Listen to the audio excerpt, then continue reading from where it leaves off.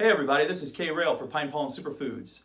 Now what we're going to do is embark on a 5-part series on the benefits of fasting. And in our first video, which is this one right here, I'm going to talk about a particular type of fasting, which is working out in a fasted state. Now I personally have been doing this way before it became cool. I'm going to say it was decades ago when I started doing it. And basically the reason why is because I would come home from school, I would eat some Twinkies or cupcakes, I'd have a glass of soda, and I'd run downstairs and I'd lift weights for about an hour and a half as hard as I can because I wanted to be a professional wrestler and I wanted to take Hulk Hogan's belt. But guess what? This thing called reality hit me, and that wasn't happening. And every time I'd work out, after eating all that food, it felt like an elephant was standing on my chest, and it felt like someone was ripping my lungs out from the inside out, and I was huffing and puffing, I was sweating profusely, and I felt absolutely horrible. So that led me to this thing called fasting. I started working out in a fasted state, and all of a sudden, miracles started to happen. I didn't have that feeling like an elephant was standing on my chest. I had more lung capacity. I didn't have cramps in my stomach, and I was able to get really lean and really tight. So fast forward a couple decades later, and I found out why that is. I should say, fast forward a couple decades later of working out in a fasted state, and I should say this.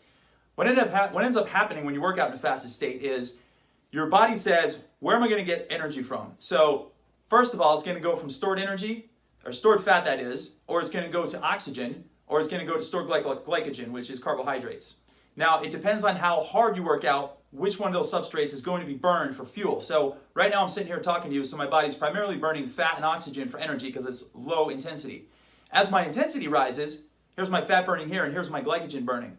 As my intensity rises, this is what happens. So when you do interval training, for example, if you're doing sprints, as you're doing your sprint, you're going like this, and you're huffing and puffing, you can barely breathe and hyperventilating, glycogen is being burned predominantly for energy. Then when you come down into a slower pace to recover, this is what happens. Fat starts getting burned, glycogen starts going down. Then when you turn the volume back up, glycogen goes up, and fat burning goes down. And then that happens back and forth, kind of like one of those balances that go up and down.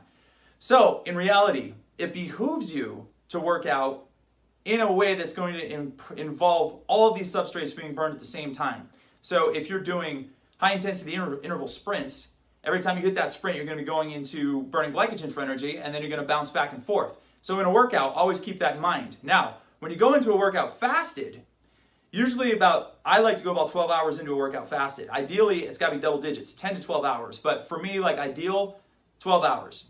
What happens is your body kind of also says, where's the energy, where's the food? So you have no food in your stomach, so it's going to burn a little bit more fat. That's still being argued whether that happens or not, but don't even worry about that. Worry more about this. What ends up happening is your body pumps out more growth hormone and testosterone. So if you're familiar with these two hormones, they are key for lean muscle mass and preservation. So when you work out fasted, you get a higher dump of growth hormone and testosterone. So keep that in mind, and that's your first benefit right there of fasting. So try to work out in a fasted state. Even if you did it in an 8-hour fasted state, then you're going to get a little bit of that effect. But the longer the fast is when you work out, the more spike you're going to get. And ideally, you don't want to go, I would say about, I've done 2-day fasts, and I've worked out on the first day at about a 12-hour fast, and the next day at like 39 or 38 hours. When I do work out that second time, I don't change a thing. I still go hardcore. I am huffing and puffing a little bit more because I'm so glycogen depleted because I'm still doing a high-intensity exercise workout. So just keep in mind that if you're going like 2 days on a fast, that second workout, you might want to scale it down a little bit. Now, if you're doing a prolonged fast, 3 days or 4 days or 5 days, I would suggest on the 3rd or 4th and 5th day, not doing anything strenuous, just going for a walk, because you're not going to be feeling super energized, and that's just how it works. Now, the irony is your growth hormone and testosterone will still get pumped up a little bit more in that fasted state. So, what does that mean for you? It means give it a spin and give it a try and watch what happens. You can develop lean muscle mass, you can get a lot of good calories burned, so you're going to burn fat, which is most important. You don't want to lose weight, you want to lose fat. You don't want to lose lean muscle mass. And I suggest giving that a spin.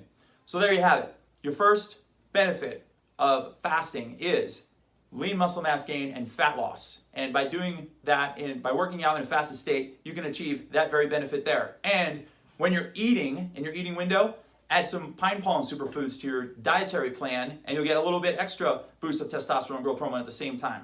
Plus, it's high in antioxidants, and it's just generally good for your body head to toe, so why wouldn't you want to give it a spin? We cool? Good.